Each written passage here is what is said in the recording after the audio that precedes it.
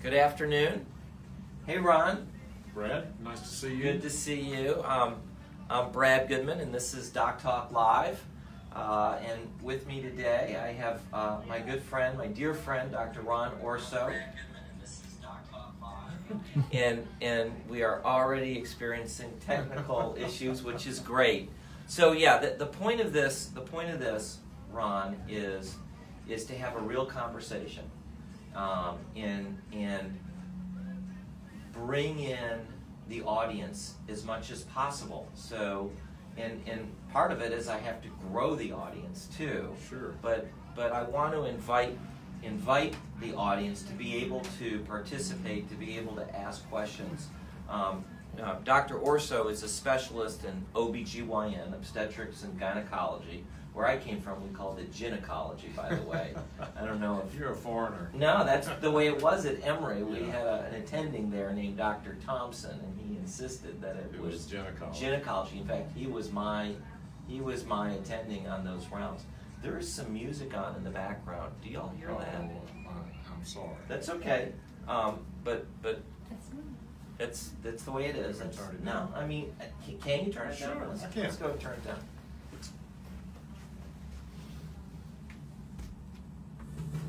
Ha. I need to turn it up. Perfect. But yeah, he actually called it Gynecology. He wrote that book called Operative Gynecology, right? Was it Tallinn? Was it Yeah. Dr. Tallinn? It was Thompson was the last Thompson. name. Yeah. Dr. Tallinn was the editor of that book, and they did call it Gynecology back then. That was his book. Yeah. That was his book. So anyway, let's get back to women's health. So common things that come up in women's health would be like fibroids of the uterus, hot flashes. What are some common things that you see day in and day out in your practice that affect women? So the things that I see every day are hormonal problems. Okay. In young women, that can cause irregular bleeding. In older women, it can cause hot flashes, night sweats, trouble sleeping, vaginal dryness, and pain with intercourse. And so I spend a lot of my time each day regarding hormones. Now, I do see fibroids. Fibroids are very common tumors in women. They occur about one in every 5 white women in this country, and they occur 1 in every 4 African American women in this country. And fibroids are a common cause of abnormal bleeding. So all of these things can cause abnormal bleeding. Yes. Young women versus, let's say, not so. What is the distinction there? Let's say, not age-wise, but clinically. Well, when does somebody switch over from, let's say, a problem with hormones causing bleeding issues to more sort of hot flashes and issues like that? So the average age of menopause in this country is 51. So in patients who are younger than that, they have hormonal issues, but it's not an issue of estrogen deficiency. Once a woman goes through menopause, her ovaries quit working, she has very little estrogen, and she has all these symptoms that occur. So that's all related to deficiency at menopause. Yes. The estrogen deficiency. Yes. And then if an older woman who has gone through menopause begins to have bleeding, that's a very serious issue. That has to be evaluated. That's either a polyp or a cancer, but it's a very serious issue. And I would urge all of your listeners, in older patients over 51 who have vaginal bleeding, that they see their gynecologist quickly. So that has to be addressed immediately. Yes. So where are we within hormone replacement therapy? That seems to be a very controversial topic that seems to bounce around between 20 years ago it was an imperative, it was a must, and then it became, well, maybe this is not such a good idea. It seems like this topic really seesaws back and forth. It does. So help me with that a little bit. It goes from one extreme to the other. And so back in the 50s and 60s, when we first developed hormone replacement, estrogen replacement for women going through menopause, it was prescribed almost to everybody. And then in the 70s and 80s, we started noticing that some of these women had an increased risk of certain cancers, specifically breast cancer and uterine cancer. And then we learned that if you give estrogen to a woman who has a uterus and don't give her the other female hormone, progesterone, there was an increased risk of uterine cancer. So we started giving progesterone with the estrogen. And then in the 90s, there was a study that came out called the Women's Health Initiative. It was a large study involving thousands and thousands of particularly nurses. It was called the Nurses' Health Study. I remember that, actually. And what that study showed was it was a flawed study. Now that we've had time to go back and look at how it was done, we realized it had some serious flaws in it. But the study at that time showed that women on hormone replacement therapy had an increased risk of breast cancer. Now that increased risk was very low. There was approximately 1 additional breast cancer per 1,000 users, but it kind of got blown way out of proportion by the media and women, and so physicians quit prescribing it back in the 90s. And then as we went along, we went back and started looking at those patients in that study, and we started looking closer at the study, and we realized it had flaws. So now the pendulum has swung all the way back the other way, and we strongly recommend hormone replacement to women, to young women in their 50s to prevent hot flashes, night sweats, and vaginal dryness, which are the symptoms.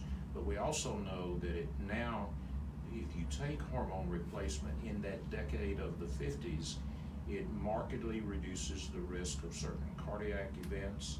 It protects bones. It protects patients from diabetes. So it does protect against heart issues. It does. It does. In the decade of the 50s, that's what we've learned. If you started early, if you started at the onset of menopause, it protects these women. It is not effective if it started in women later on in life. So we don't start hormone replacement in women over 60, but we encourage it beginning at around age 50. What about this concept of natural hormone replacement? So it seems like a lot of people that I know are more interested if it's a natural replacement. Can you sort of take us through that synthetic versus natural and what that really means, if anything? Well, it doesn't mean anything. The word natural is a marketing tool. It's not a medical terminology. And so the people who expound the natural hormone concept are trying to impart that their hormones are safer, better in some way, and they're not.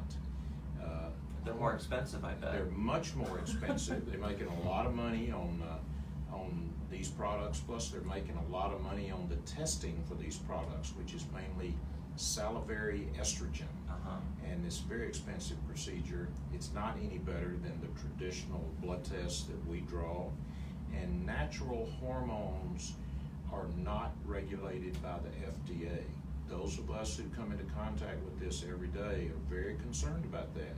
Patients come in to see us and they've been prescribed a natural product that they get at a compounding shop, but those products are not regulated by the FDA. The prescription may vary from one prescription to the next, and the prescription may vary from one pharmacy to the next. So natural hormones are not better for women. They're more expensive and they may be more dangerous. And it sounds like they're less regulated as well. They're not regulated at all. And that can cause a lot of problems. Blake, I know this puts a lot on you, but if questions come in, I guess that would show up on your screen. Yeah, it would. Nothing so far. A couple of thumbs up, but okay. no questions. So good. I will say this too, Brad. there is a distinction between the types of hormones that women take. If a woman has a uterus, she needs to take both the estrogen and progesterone replacement hormone. And that is the type that is associated with the increased risk of breast cancer. The one additional breast cancer per 1,000 users. If a woman has had a hysterectomy and she doesn't have a uterus, she doesn't take that progesterone and she takes estrogen only. And if you're taking estrogen only, there is not an increased risk of breast cancer no matter how long you take it.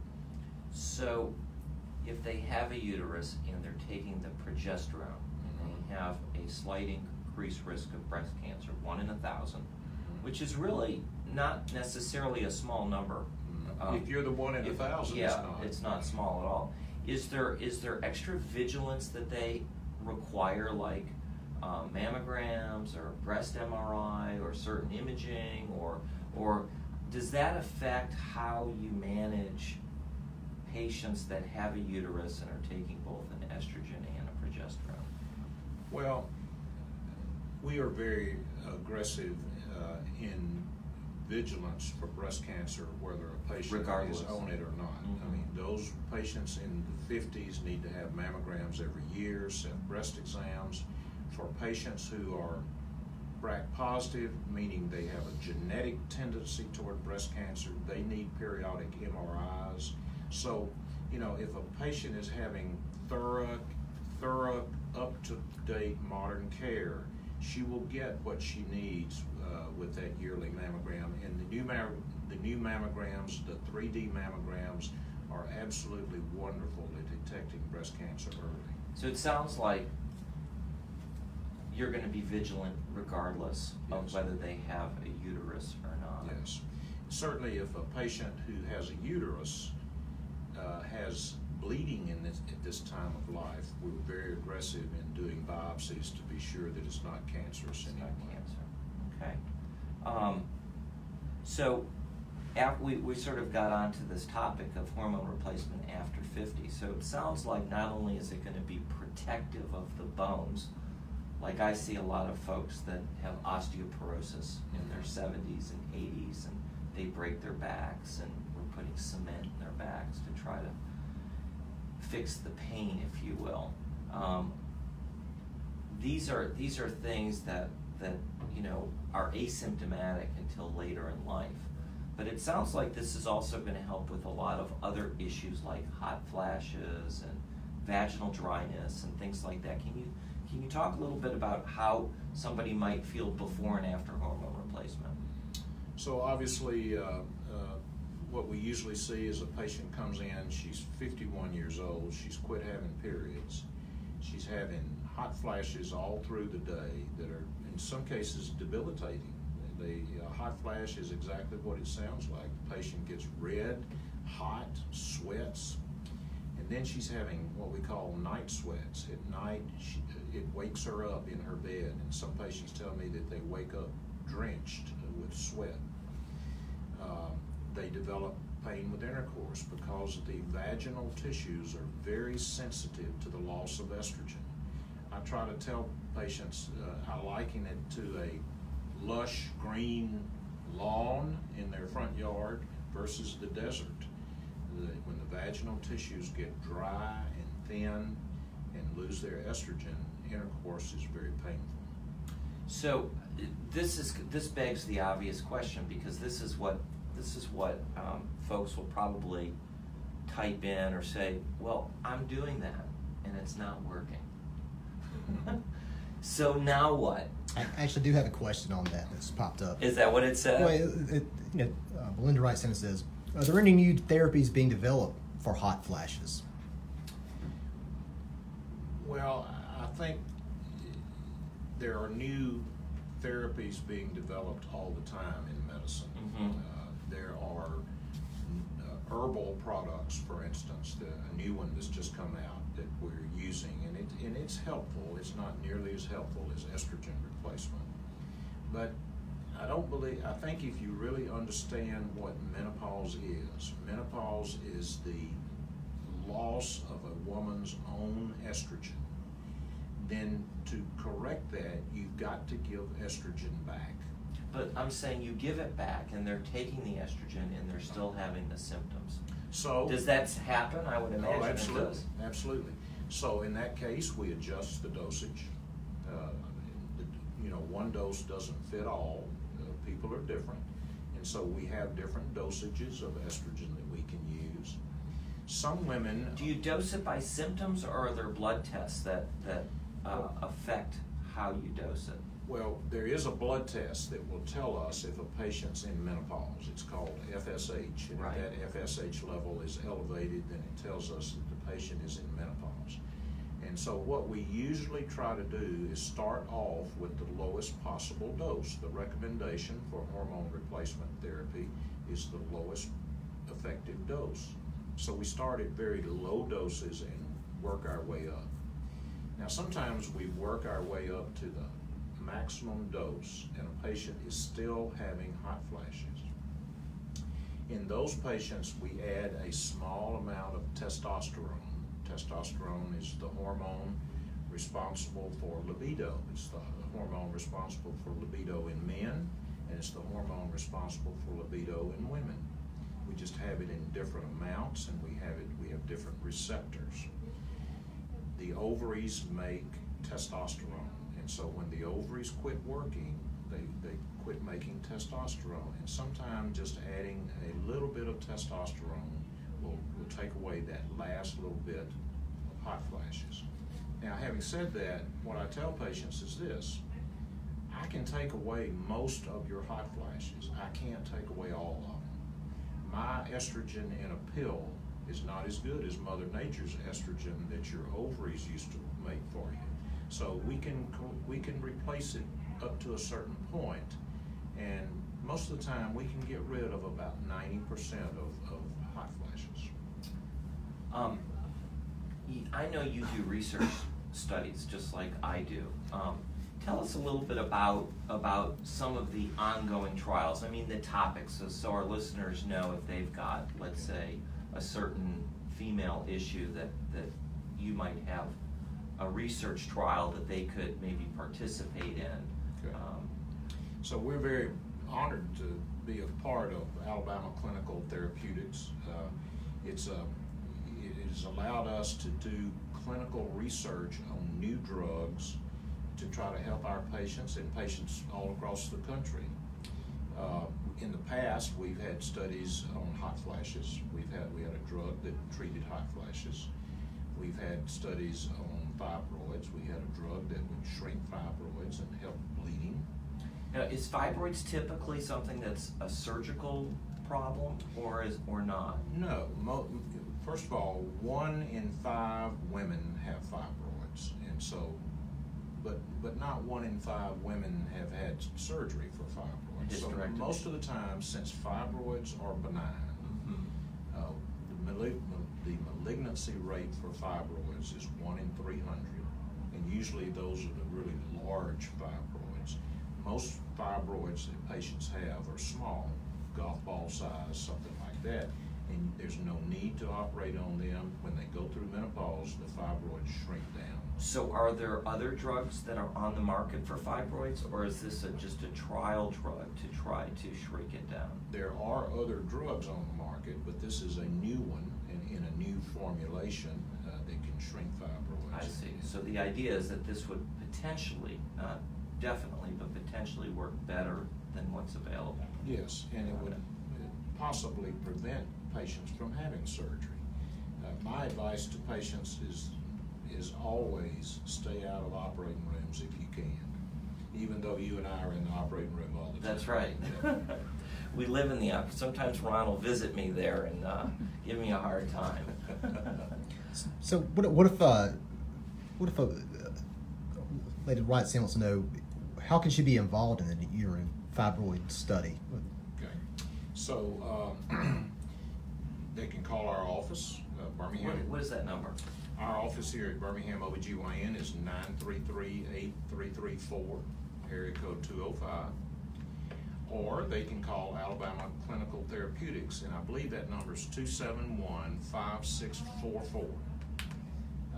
And we have a number of studies ongoing now. We have a fibroid study going now. We have an endometriosis study. We have a vaccine study for cytomegalovirus. And we're hopeful that in the near future we're going to have a study involving dense breasts and a way to try to reduce dense breasts in women. So you have a lot of active studies going on. We do. Tell us, you mentioned endometriosis. Tell us, what is endometriosis? So the endometrium is the inside lining of the uterus that grows and bleeds each month. I liken it to the grass in your front yard. The estrogen is the water and fertilizer, and the endometrium is the grass. Okay. And here, in every month when you have a period, I liken that to the lawnmower. The lawnmower comes along and cuts the grass. Well, a period sheds that lining off. That lining should not be anywhere but inside the uterus. Occasionally, little pieces of that lining get out where it shouldn't be. It can get out on the fallopian tubes, it can get on the ovary, it can get on the bowel, it can get in the appendix, it can even migrate up and get into the lungs. So endometriosis is a painful condition that causes a lot of heavy bleeding, pain with intercourse, can cause infertility, and it is a serious illness for a young woman. And what is the current treatment for that? The current treatment are drugs that turn the endometrium off, that actually put young women in a menopausal state where we're not stimulating those little pieces of endometriosis that are bleeding. And also the current treatment is surgery. We can go in and use some laser to find those little pieces and cauterize them and hopefully improve the patient's quality of life. Just to clarify, this is something that happens every month. The lining, the way it forms. Yes. So it's consistently If doing a woman's this. having regular periods, this happens every month. Those little pieces that aren't supposed to be there bleed just like that inside lining of the uterus bleeds, and that hurts. So you put this young person, relatively young person, in a menopausal state by knocking down the estrogen. Correct. And you mentioned a research trial. So how does that differ? What happens in your research trial setting? Like a woman comes to see you with endometriosis and she's interested in a trial. So what might that look like? So if a patient comes to see me with endometriosis, I usually sit down with her and go over all her options. She has the option of trying to treat this medically with those drugs that put them into a semi-menopausal state. She has the option of surgery, where we use the laser to try to clear up as much of the endometriosis as we can. And now we have the third option of offering her a position in our study with this drug that acts to also kind of put them in a menopausal state, but not with the side effects that the drugs we have now. What would be the side effects of the current drugs? Hot flashes, night sweats. So it just puts them into menopause. Puts them into menopause. And why would this drug, we'll call it drug ABCD, theoretically not have those side effects? What would be different about the trial drug that you're currently looking at? Because we're using it orally. Traditionally, those drugs that turn the estrogen off have been given by shots. We now studying this drug orally, and it doesn't have as many of the side effects as the intramuscular injection. So it doesn't get, let's say, degraded by the acid in the stomach and things like that? Well, that's always an issue with a oral medication, and yes, it does, but enough of it gets absorbed into the bloodstream to have a positive effect on the endometriosis. Are there any more questions out there, Blake? There was a question I thought it said popped up. Want to know about middle smurds? That's one of my favorite words, Yeah, actually, that's a just good one. because it's just such an unusual word. Yeah. So middle schmerz is the pain a woman has when she ovulates. It is. I'm surprised you knew that. Because I'm so proud there's of you. I have another word that's one of my favorite words. I'll see if you know it. It's plumbism. No, I don't know that. Do you know what plumbism is? No. Plumbism is lead poisoning. Now, the reason I was a chemistry major in college. The reason plumbism is lead poisoning is PB is the symbol for lead. Yeah. So I just think it's interesting. But anyway, metal schmerz. It's M-E-T-T-L-E. M-I-T-T-L-E. Okay, S-M-E-R-T-Z. I think it's German, right? It's German. Mittel is German for middle. And schmerz is somehow thrown in with pain. But middle schmerz is the pain that patients have when they ovulate.